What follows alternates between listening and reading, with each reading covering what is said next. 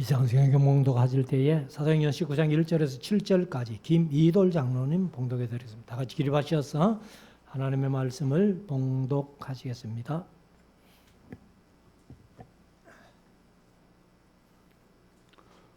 아볼로가 고린도에 있을 때에 바울이 이 지방으로 다녀 에베소에 와서 어떤 제자들을 만나 가로되 너희가 믿을 때에 성령을 받았느냐 가로되 아니라 우리는 성령이 있음도 듣지 못하였노라. 바울이 가로되 그러면 너희가 무슨 세례를 받았느냐 대답하되 요한의 세례로다. 바울이 가로되 요한이 회개의 세례를 베풀며 백성에게 말하되 내 뒤에 오시는 이를 믿으라 하였으니 이는 곧 예수라 하거늘 저희가 듣고 주 예수의 이름으로 세례를 받으니 바울이 그들에게 안수하며 성령이 그들에게 임하심으로 방언도 하고 예언도 하니 모두 12사람쯤 되니라. 아멘.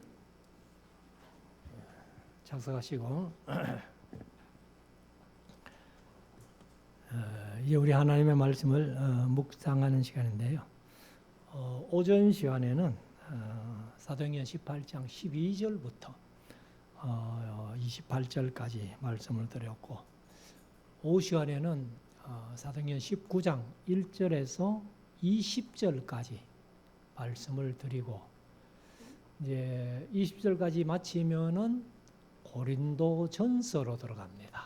그래서 고린도 전후서를 한 다음에 그 다음에 이제 사도행전 19장 21절부터 사실 20장 3절까지 하면은 다시 로마서로 들어갑니다. 그래서 그런 이제 순서를 우리가 잘 좀 이해하시면은 성경을 이해하는데 크게 도움이 됩니다.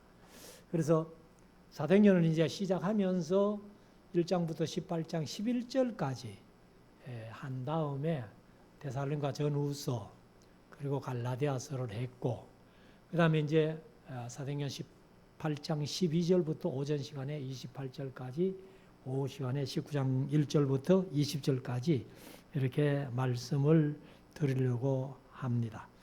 그래서 이제 사실 사도행전이 이렇게 장수로 갈려 있지만은 이 18장 23절부터가 바울이 3차 전도 여행을 출발하는 거예요. 그래서 여기 이제 지도를 한번 보시면은 이제 역시 안디옥에서 출발합니다. 1차, 2차, 3차 전부 다 안디옥에서 출발하는데, 이 이제 갈라디아 그다음에 부르기아 이렇게 지방으로 갔다가 사실 2차 전도 여행 때 부르기아에서 에베소로 가고 싶었어요. 아시아로 이쪽이 이제 아시아 지역인데 이쪽으로 가고 싶었는데 성령님께서 허락하지 않으시죠. 그래서 이제 이 무시아로 저거 거쳐서 드로아에 가가지고 드로아에서 이제 환상을 봅니다. 마게도냐 사람 하나가 이리로 와서 우리를 도우라 해서 바울이 이제 마게도냐로 건너가서 빌립보, 그 다음에 암비볼리, 아볼로니아, 데살로니가, 베레아, 아덴, 고린도 이렇게 쭉 거쳤고, 그 다음에 이제 고린도에서 오전에 말씀드린 대로 출발해가지고 다시 안디옥으로 오는데, 사실 고린도에서 배를 탄 게 아니고 갱그리아에서 배를 타고 에베소에 갔다가 에베소에서 이제 말씀을 전하다가 그 에베소 사람들은 우리를 계속 좀 더 오래 있으면서 말씀을 가르쳐 달라 했지만은 하나님의 뜻이면 내가 다시 돌아올게 하고 그 출발해가지고 이제 가이사라에 와가지고 예루살렘에 올라가서 교회 안부를 물은 후에 안디옥으로 갔다. 이게 이제 2차 전도의 끝이에요. 그리고 이제 오늘 18장 3절, 23절부터 보면 이제 3차 전도행인데 안디옥에서 갈라디아로 부르기아로 가가지고 이제 이렇게 에베소로 가게 되는데, 사실 이제 이 바울이 에베소에 도착하기 전에 이제 아볼로가 먼저 알렉산드리아에서 난 유대인인데 언변이 오전에 이제 언변이 좋고 학문이 많고 했지만은 개역 개정에 이제 언변이 좋고 성경에 능통한 자라 이렇게 했습니다. 그래서 이제 에베소에서 사람들을 가르치고 할 때에 아굴라와 브리스길라가 그 아볼로가 가르치는 성경 공부에 아마 참석을 했던 것 같아요. 그래서 뭔가 좀 부족하다 해가지고 이제 아볼로 목사님에게 그 부족한 부분을 채워준 것이 바로 이제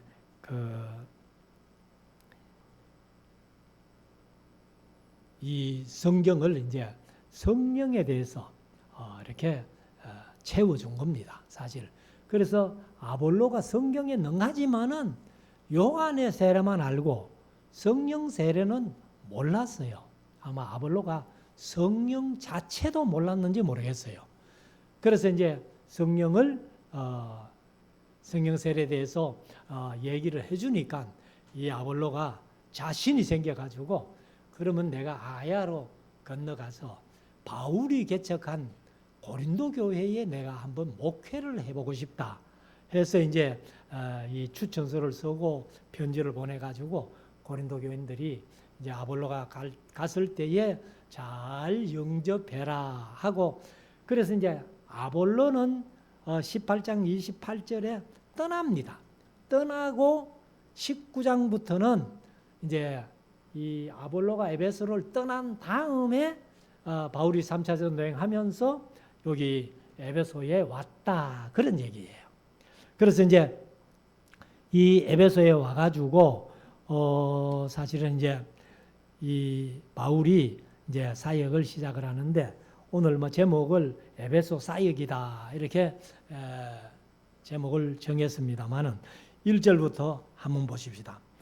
아볼로가 고린도에 있을 때에 그러니까 에베소에서 아굴라와 브리스길라의 추천서를 받아가지고 또 에베소 성도들의 편지를 들고 고린도에 가고 아볼로는 이제 고린도에 가고 바울이 윗지방으로 다녀 윗지방으로 하는 것은 여기 이제 그 갈라디아 부르기아로 다녀서 이제 에베소에 도착했다 그런 얘기죠. 그래서 다녀 에베소에 와서 어떤 제자들을 만나 여기 그냥 예수 믿는 성도들이라고 하지 않고 제자들이라 그랬어요. 제자들. 그러니까 아무튼 이들이 이제 에베소에 살면서 예수 그리스도를 믿고 예수 그리스도의 제자가 된 사람들입니다. 그래서 이제 제자들을 만나 가로되 너희가 믿을 때에 성령을 받았느냐? 너희들이 지금 예수님을 믿기는 믿는데 성령을 받았나 하고 바울이 물어봅니다. 그러니까 그들이 대답하기를 가로되 아니라 우리는 성령이 계심도 듣지 못하였노라. 사실 이제 사도행전 2장에서 마가의 다락방에서 120문도가 불의 혀같이 갈라지는 그 모습 속에 이 성령이 충만히 임했잖아요. 그러니까 이들은 뭐 멀리 에베소에 있으니까 사도행전 2장의 성령 강림의 역사를 듣지도 못한 거예요. 그래서 이제 성령이 계심도 듣지 못했다. 사실 이제 요한복음 할 때 제가 말씀드렸습니다만 예수님께서 늘 하시는 말씀 중에 하나가 내가 가는 것이 너희에게 유익이다. 내가 가지 않고 이 자리에 가만히 있으면 성령님이 안 오셔. 그러니까 내가 가서 보혜사를 보내주는 것이 너희들에게는 더 큰 유익이야. 이렇게 말씀을 하셨잖아요. 그래서 이제 이 유대지방 그 이스라엘 땅에는 아마 그 소문이 뭐 확 퍼져가지고 근데 사도들이 이제 성령 충만 받고 그래가지고 사도행전 8장 1절에 예루살렘에서 유대로 사마리아로 온 땅이 흩어지는 그런 역사가 일어납니다만은 여기 이제 에베소는 뭐 거리가 멀어서 그런지 몰라도 이 성령이라는 말 자체도 못 들어봤다. 성령이 계심도 듣지 못하였노라. 바울이 가로되 3절 그러면 너희가 무슨 세례를 받았느냐? 대답하되 요한의 세례로라. 그럼 요한의 세례의 특징이 뭐예요? 회개의 세례라는 거예요. 회개의 세례. 그래서 우리가 사실은 세례 받으면서 이제 우리 세례의 그 특징 두 가지를 보통 얘기를 하죠. 그래서 죄사함의 표시, 그 다음에 예수 그리스도와 연합한 표시. 그런데 제가 이제 늘 한 가지를 더 강조해서 말씀드리는 게 우리는 죄에 대해서 죽었다는 거예요. 그리고 이제 다시 예수 그리스도로 말미암아 성령으로 다시 살아났다, 거듭났다. 그 말이 중생이라는 겁니다. 중생, 거듭났다.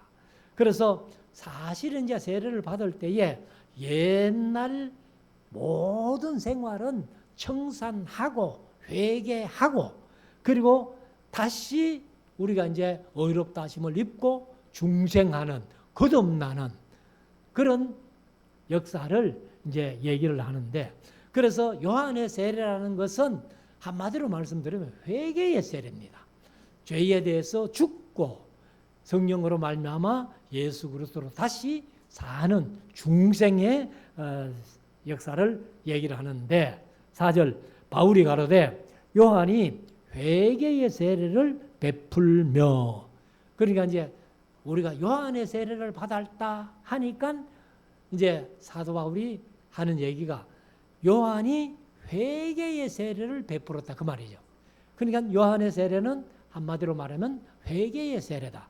그래서 회개의 세례를 베풀며 백성에게 말하되 내 뒤에 오시는 이를 믿어라. 내 뒤에 오시는 이 누구? 예수 그리스도를 믿어라 그 말이에요. 예수 그리스도를 믿어라. 하였으니 이는 곧 예수라 하거늘. 그러니까 내 뒤에 오시는 이를 믿어라 했는데 그 세례 요한 뒤에 오시는 이가 바로 예수다. 그래서 저희가 듣고 주 예수의 이름으로 세례를 받으니. 그러니까 바울이 이제 예수 그리스도에 대한 것을 쭉 설명을 해준 거죠. 그래서 이제 사도 요한이 얘기를 세례 요한이 얘기한 대로 내 뒤에 오시는 이는 바로 예수님인데 나는 그의 신발끈을 풀기조차도 감당치 못할 자다. 그러니까 보통 이제 유대의 풍습을 보면은 손님이 왔을 때에 반드시 세숫대야, 요즘 우리로 말하면 이제 세숫대에 물을 떠가지고 그 다음에 가서 신발끈을 풀어가지고 이제 발을 씻겨주는 거예요. 그러니까 세례 요한은 이 종들이 하는 그 일도 감당치 못할 자다. 그분에 비하면은 나는 아무것도 아니야. 그렇게 이제 얘기를 했던 것을 바울이 쭉 얘기를 해주면서 그분이 바로 예수 그리스도다 하고 너희들이 믿느냐?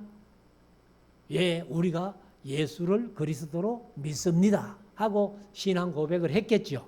그러니까 바울이 그러면 너희들에게 내가 세례 베풀게, 세례 줄게 하고 세례를 베풀고 그들이 세례를 받았다는 것이죠. 그래서 우리가 이제 세례라는 것은 물세례, 세례를 받기 전에 먼저 선행되는 세례가 하나 있어요. 그게 회개의 세례라는 겁니다. 회개의 세례. 그리고 그 다음에 이제 믿음의 세례. 그래서 우리가 회개하고 나면은 이제 믿음이 생긴다는 거죠. 믿음이 생기고. 그리고 이제 그 믿음의 세례를 얘기를 한 다음에 그 다음에 이제 우리가 물 세례를 받고 그리고 이제 성령 세례를 받게 되는 겁니다. 그래서 베드로가 이제 사도행전 2장에 쭉 설교를 하면서 38절에 보면은 베드로가 가로되 너희가 회개하여 각각 예수 그리스도의 이름으로 세례를 받고 죄 사함을 받으라. 그리하면 성령을 선물로 받으리니.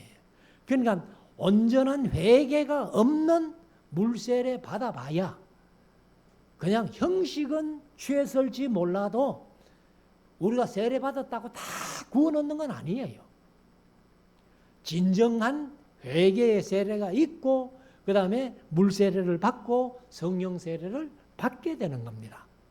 그래서 이제 바울이 여기 이제 이런 회개 세례가 온전하지 않는 사람이 누군가 하면은 성경적으로 보면은 성령을 돈으로 살려고 했던 시몬 그런 사람이 회개의 세례 없이 물세례만 받은 사람이에요. 그래가지고 베드로에게 부탁했잖아요. 내가 돈을 줄 테니까 성령 내가 안수하는 사람마다 말씀 전하는 사람마다 성령 받게 해달라. 그게 이제 성령을 돈으로 살 줄로 생각하고 그렇게 얘기했던 사람이 시몬인데 시몬 같은 사람이 바로 회개의 세례 없이 물세례를 받은 그런 대표적인 사람이다. 이렇게 할 수 있겠죠. 그렇지만은 우리가 이제 주 예수의 이름으로 세례를 받고 그 다음에 바울이 5절에 6절에 가면은 바울이 그들에게 안수하매 성령이 그들에게 임하심으로 방언도 하고 예언도 하니. 그러면 우리가 이제 사도행전 10장에서 베드로가 고넬료 집에 가가지고 고넬료의 가족들과 고넬료의 친구들이 모여 있는 그 자리에 가서 말씀을 전할 때에 말씀을 듣고 그들에게는 성령이 임했어요. 그럼 이제 성령이 임하는 것이 베드로의 경우는 말씀을 전하니까 말씀 들을 때에 성령 임했던 고넬료의 가정과 식구들처럼 그 다음에 여기는 충분히 회개의 세례를 통해서 말씀 듣고 믿고 물세례를 받을 때에 이렇게 성령이 임하신 게 아니고 물세례를 주고 나서 바울이 그들에게 안수할 때에 성령이 임했다는 거예요. 그러니까 성령이 임하는 방법은 뭐 딱 한 가지로 지정되어 있지 않다. 여러 가지 모습으로 그렇게 이제 성령이 임하시는 모습을 얘기를 하는데 7절 모두 12사람쯤 되니라. 왜 12사람쯤 이랬을까? 12사람 그거를 정확하게 몬세해가지고 그래서 아마 누가가 이제 들은 얘기니까 이렇게 이제 직접 바울이 12사람이더라 이래 하지 않고 아마 바울이 12사람쯤 아마 될 거야 이렇게 얘기를 했는지 모르겠어요. 아무튼 이제 12사람쯤 되는데 바울이 지금 에베소를 떠나서 이제 가이사랴, 안디옥, 갈라디아 이렇게 삥 한 바퀴 2차 전도 여행을 했잖아요. 아마도 수리 안디옥에서 출발해 가지고 다시 수리 안디옥에 도착했을 2차 전도 여행의 거리를 정확하게는 알 수 없지만은 대충 이렇게 계산해 봐도 한 3,000km 내지 4,000km는 될 거다. 이렇게 볼 수 있다는 건데 그 먼 길을 다녀올 동안에 이제 브리스길라와 아굴라와 브리스길라 이런 사람이 아마도 이제 몇 년, 한 1년 가까이 이렇게 에베소에 있으면서 전도해서 그렇게 이제 모인 사람들이 예수의 제자가 된 거예요. 그 사람들 상대로 너희가 믿을 때 성령을 받았나? 하니까 우리는 성령이 있음도 듣지 못했다. 그러니까 너희가 무슨 세례를 받았노? 요한의 세례다. 하니까 이제 그들에게 자세히 예수에 관해서 이렇게 전하고 그리고 세례 주고 그들에게 안수하니까 12사람 중 성령을 받고 방언도 하고 예언도 했다. 그래서 이제 방언 문제는 사실 고린도전서 12장부터 14장까지 거기에 가면 이제 문제가 많은데 사실 노우호 목사님이 이제 지금 한국 교회 하는 방언은 100% 가짜다. 그렇게 얘기를 해서 지금 노 목사님이 통합적 총회에서 곤욕을 치르고 있습니다. 그래서 지금도 많은 이제 목사님들하고 이렇게 방언 문제를 얘기를 하면은 방언이 성경에 있는데 왜 방언을 부정하느냐 하는 사람들이 많아요. 저도 사실은 우리 한국 교회 방언은 이 고린도 교회에 하던 방언을 그대로 하는 모습이 보이는 거예요. 근데 나중에 이제 고린도 후서 11장에 가면은 이 고린도 교회에 방언을 하게 했던 그 장본인들, 방언을 하게 했던 사람들이 어떤 사람들인가 하면 다른 예수, 다른 복음, 다른 영을 전하는 사람들이에요. 그러면 다른 예수, 다른 복음, 다른 영을 전하는 사람들이라면 그들이 가르친 방언, 그들을 통해서 받은 방언은 옳은 방언이 아니라는 거예요. 전부 가짜예요. 그래서 아무튼 이제 그 문제는 우리 고린도 후서에 전서에 가서 12장부터 방언 얘기가 나오니까 이렇게 한번 또 말씀을 묵상하겠습니다만은 방언에 대해서 미리 좀 알고 싶거든. 노우호 목사님이 방언에 대해서 강의하신 내용을 한번 들어보시면은 이제 좋을 것 같아요. 자, 8절. 바울이 회당에 들어가. 역시 에베소에도 회당부터 먼저 들어가는 겁니다. 들어가 가지고 석 달 동안을 담대히 하나님 나라에 대하여 강론하며 권면하되. 그러니까 석 달을 이제 아마 매일 했겠죠. 매일 들어가 가지고 모아놓고 이제 성경을 강의하는데, 그런데 뭐 얼마나 성경의 내용을 전했는지는 모르지만은 일단 오전에도 말씀드린 대로 바울이 가는 곳마다 먼저 회당에 찾아가는 것은 사도행전 17장에 있는 말씀대로 자기가 규례를 정해놨다. 그래서 자기가 규례를 정해놓은 대로 회당에 가가지고 그래서 오는 사람들마다 이제 한 석 달쯤 가르쳤다는 겁니다. 가르쳤는데 9절 그 결과가 어떤가 하면은 어떤 사람들은 마음이 굳어 순종치 않고 말씀을 듣는데 마음이 굳어 있다는 거예요. 우리가 보통 간이 굳으면 뭐라 해요? 간경화라 그죠? 간이 굳으면 간경화라 그러는데 간경화가 더 발전되면 간암이 되는 거예요. 그럼 여기에 마음이 굳어 이렇게 얘기를 하는데 마음이 굳은 사람을 그럼 뭐라고 표현할까요? 심령경화증이 걸린 거예요. 심령경화. 그러니까 마음이 굳어가지고 말씀을 받지를 못합니다.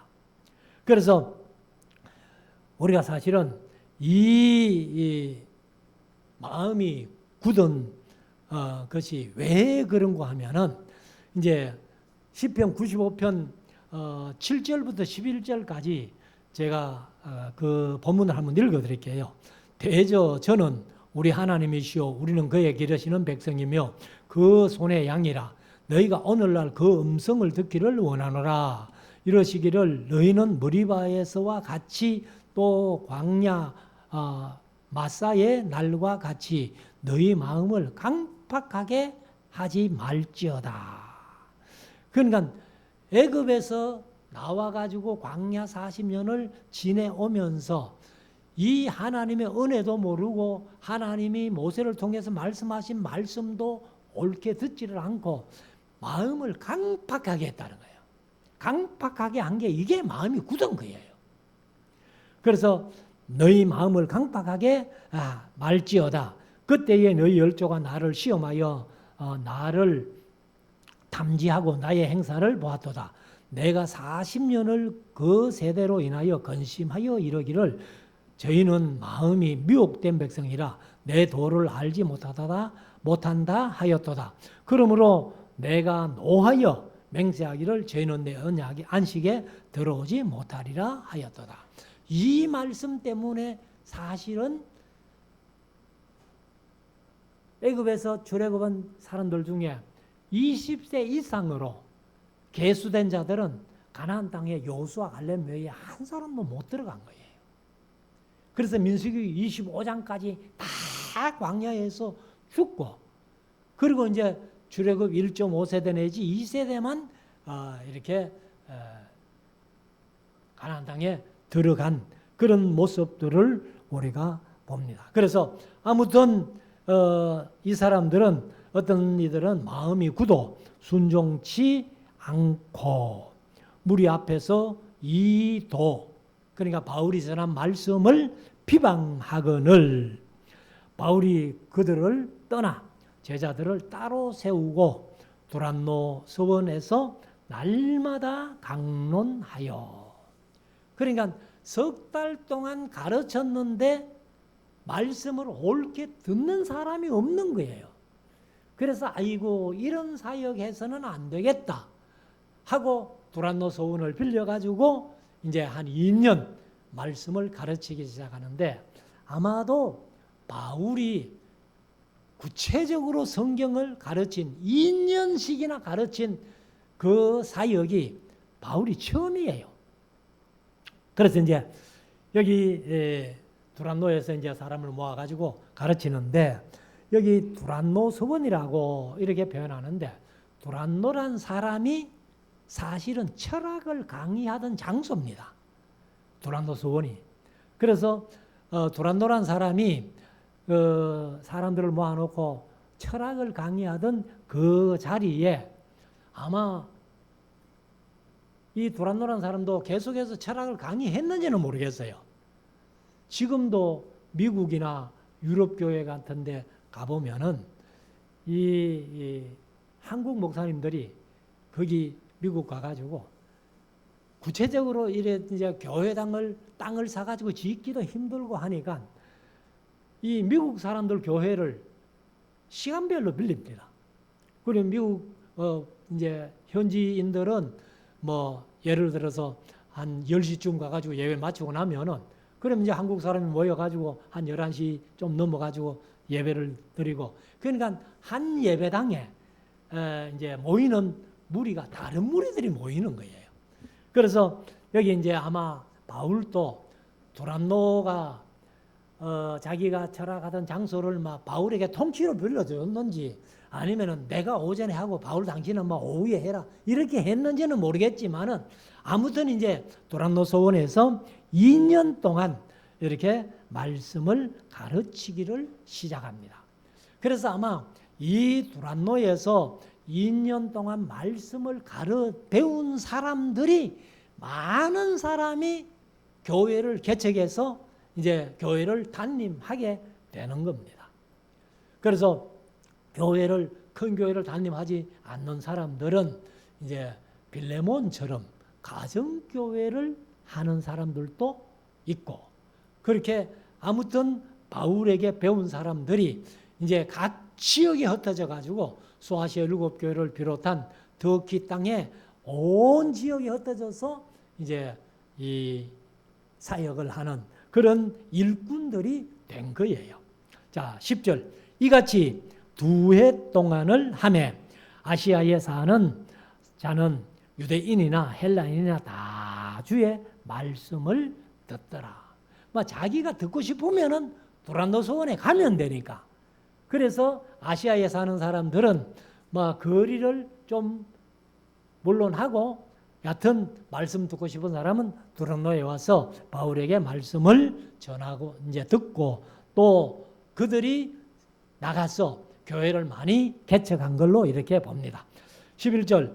하나님이 바울의 손으로 희한한 능을 했는데, 개혁개정은 놀라운 능력을 행하게 하시니 심지어 사람들이 바울의 몸에서 손수건이나 앞치마를 가져다가 병든 사람에게 얹으면 그 병이 떠나고 악귀도 나가니라.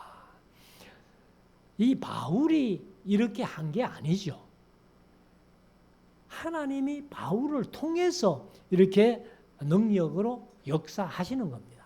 그래서 바울은 단지 성경을 가르쳤을 뿐인데 하나님께서 희한한 놀라운 능력을 역사하시는 거예요. 그래서 바울에게 뭐 손수건이나 앞치마 같은 거 이런 거 갖고 와가지고는 병자들 위에 얹으니까 그 병이 낫고 귀신 들린 자들에게 얹으니까 그 귀신들이 떠나가고 그래서 오늘날도 하나님께서 이렇게 하시면은 충분히 역사하신다는 겁니다. 그래서 이게 이제 온 사람들에게 이제 퍼지게 되고 그러니까 이제 바울에게 배운 사람들이 지역마다 개척교회를 할 때에 이제 이런 능력을 경험한 사람들, 이런 능력을 본 사람들, 이런 사람들이 모여서 각 지역의 교회들이 되지 않았나 이렇게 봅니다. 13절 이에 돌아다니며 마술하는 어떤 유대인들이 마술하는 유대인들 그래서 이 마술이 뭐냐 하면은 귀신 여기 이제 엑소르키스테스라고 그렇게 헬라어를 표현했는데 뜻을 보니까 귀신 쫓는 자, 마술적 주문으로 귀신을 쫓아내는 자. 그러니까 이제 마술의 주문으로 귀신을 쫓아내는 그런 이제 예수 이름으로 쫓는 게 아니고 마술의 주문을 가지고 그런데 마술의 주문을 가지고 귀신을 쫓아내는 자 이렇게 구체적으로 해놔야 되는데 그냥 마술하는 어떤 유대인들이 일어나요. 그러니까 마술의 주문으로 귀신을 쫓아낸다고 하는 구체적인 이런 표현이 있어야 마술의 주문으로 귀신을 쫓아냈던 사람들이구나 이래 하는데 그냥 마술하는 자 해놓으면은 우리나라에 지금 유명한 마술자가 뭐 최현우 그 다음에 또 뭐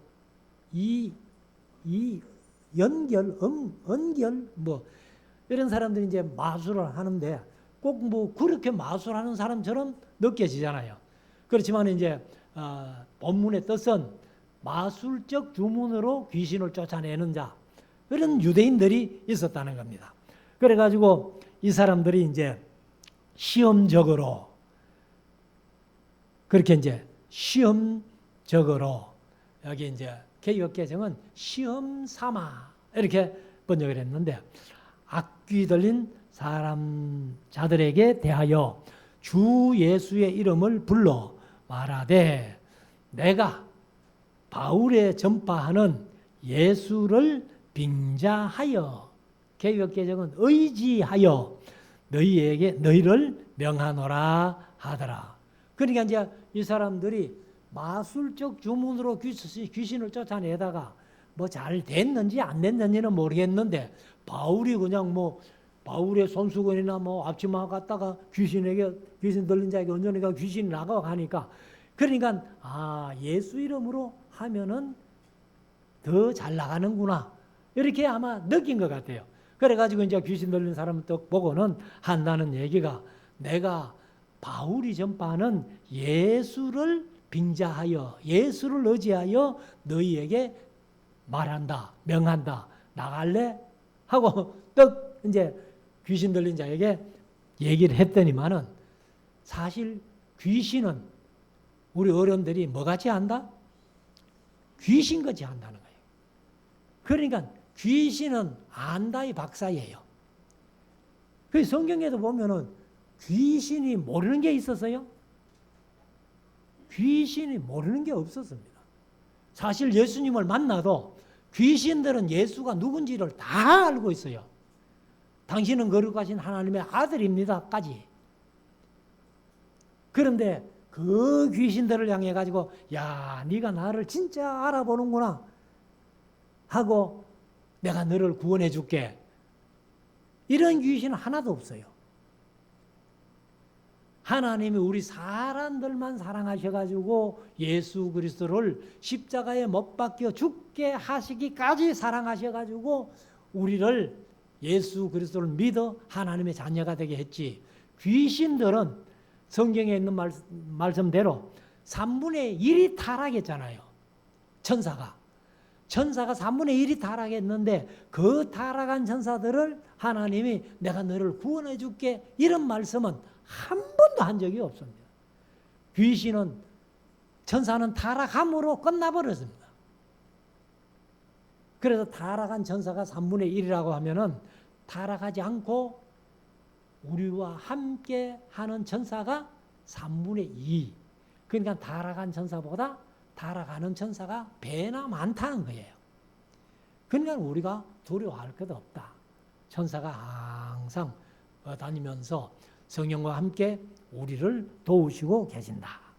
그래서 유대의 한 제사장, 그래서 이제 여기 유대예 하는 것보다 유대인의 하고 인을 붙여놨네요. 그러니까 스데반본에는 유대인이라고 붙여놨어요.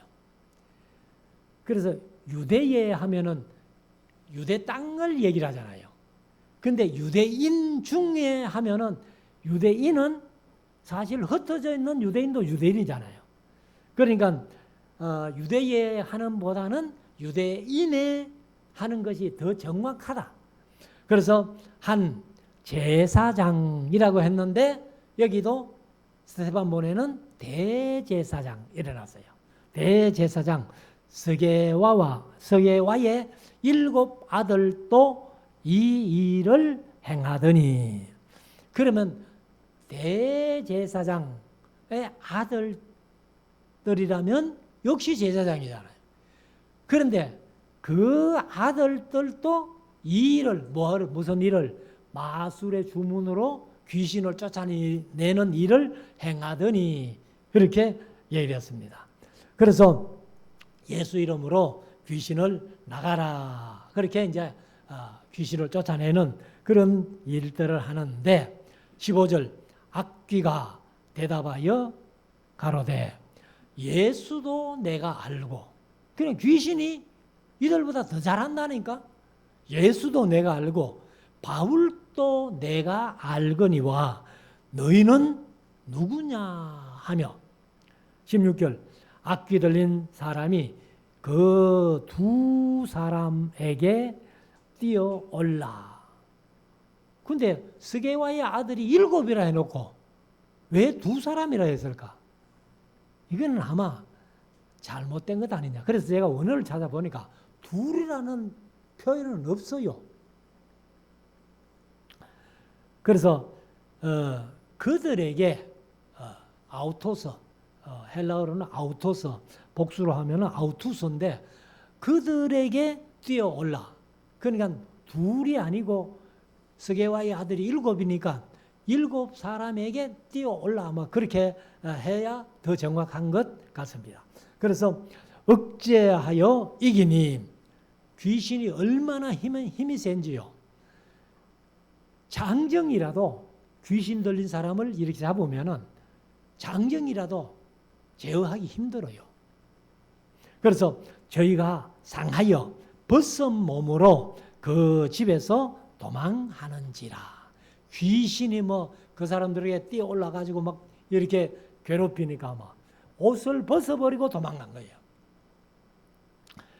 그래서 사실은 이렇게 하면은 귀신이 나가야지, 귀신이 도망해야지, 귀신을 쫓아내는 사람이 도망하면 어떻게 해요? 그래서 그런 마술의 주문으로 귀신을 쫓아내는 것도 다 엉터리다. 자, 17절 에베소에 거하는 유대인과 헬라인들이 다 이 일을 알고 두려워하며 주 예수의 이름을 높이고 야, 예수 이름만이 귀신을 온전히 바로 쫓아내는구나 하고 그 이름을 높이며 18절 믿은 사람들이 많이 와서 자복하여 이 일을 고하며. 그러니까 이제 자복한다는 것은 고백하는 거죠. 고백하고 이제 회개의 세례를 먼저 받은 거죠. 자복하니까. 그래서 자복하고 회개하고 행한 일을 고하며 19절 또 마술을 행하던 많은 사람이 그 책을 모아가지고 와서 아마 마술도 책으로 배우는가 봐요. 그래서 그 책을 모아가지고 와서 모든 사람 앞에서 불사르니 야, 우리가 이 책을 통해서 마술 배워가지고 하는 거 이거 아무것도 아니야. 예수 이름 한마디면은 귀신이 다 가는데 이거 엉터리야 하고 그냥 책을 다 모아가지고 불사질러 버립니다. 불사질러 버렸는데 그 책값을 계산한 적 은 5만이나 되더라. 은 5만 같으면요 엄청난 거예요. 그래서 이 엄청난 것을 다 불사질러 버려요. 그래서 제가 오전에 말씀드린 대로 이 사람들은 자기가 행하던 마술, 귀신도 바로 못 쫓아내던 마술을 이게 엉터리다 해가지고 마술책 다 불사질러 버리고 이제 아마 하나님께로 돌아온 것 같던데, 그런데 이제 19장 뒤에 가면은 데메드리오라는 사람은 그 은으로 아데미 신상을 만들어 가지고 팔면서 수입이 짭짤하니까, 그런데 바울이 사람의 손으로 만든 것은 신이 아니다라고 전했다고 해가지고 바울 때문에 우리 직업이 천하이어졌단 말이야. 돈도 안 된단 말이야. 이래 가지고 바울을 죽이려고 연극장에 모여 들어가지고 데모하는 그런 두 부류를 한번 비교해 보자는 거예요. 그래서 이 두 가지가 같은 사건이 있을 때 달리 이렇게 표현된다면은 두 가지를 비교해서 어느 쪽을 우리가 택해야 될 것인가 하는 것은 우리 몫이에요. 그래서 오전에 재판도 갈리오가 바울을 재판한 거고 빌라도가 예수님을 재판한 거 분명히 두 가지 재판이 달랐다는. 그런데 갈리오가 훨씬 잘했다는 거예요. 그리고 여기도 이제 마술하는 유대인들이나 이 데메드리오 같은 사람 두 사람을 비교할 때에 마술하는 유대인들이 훨씬 더 좋은 사람들이었고 그들이 마술하는 책을 다 불사질러 버리고 이제 예수를 믿게 되는 이런 놀라운 역사가 일어났는데, 자 20절 마지막 절 이와 같이 주의 말씀이 힘이 있어 흥왕하여 세력을 얻으니라. 그러니까 마술하는 사람들이 마술책을 다 사질러 버리고 예수를 믿고 예수님께로 돌아오듯이 주의 말씀이 흥왕한다는 거예요. 그래서 우리가 이제 이 말씀을 보면서 바울이 사실은 마게도냐로 건너갔기 때문에 에베소로 못 갔잖아요. 지금 2차 전도 여행 때는. 그렇지만은 에베소에 가서 말씀 전하다가 이제 에베소를 떠날 때에 더 사람들이 붙들고 하니까 바울이 떠나면서 하나님의 뜻이면 내가 다시 오게 될 거야 말씀했고, 이제 3차 전도행 때는 성령께서 에베소로 가는 일에 전혀 방해하지 않고, 그리고 이제 에베소로 가서 하나님의 뜻을 이루는 이런 것을 우리가 보면서 우리 교회 표가 하나님의 말씀에 충실하여 주님의 뜻만 따르는 교회. 우리가 주의 뜻이라면은 내 어떤 사정이나 내 어떤 것을 핑계하지 말고 주의 뜻을 따라가야 되는 그런 것이 성경이라는 것을 우리가 마음속에 새기고, 바울이 두란노서원에서 2년 동안 이렇게 말씀을 가르친 효과가 온 아시아 지역뿐만 아니라 터키 전체 그리고 이제 오늘날 세계 전체에 기독교가 이렇게 전파되는 아마 초석이 된 것 아니냐 이렇게 본다면은 우리들도 하나님의 말씀을 바로 배워서 어디 가서든지 간에 이 말씀을 바르게 가르치고 전하는 우리 모두가 될 수 있기를 주의 이름으로 축원합니다. 기도.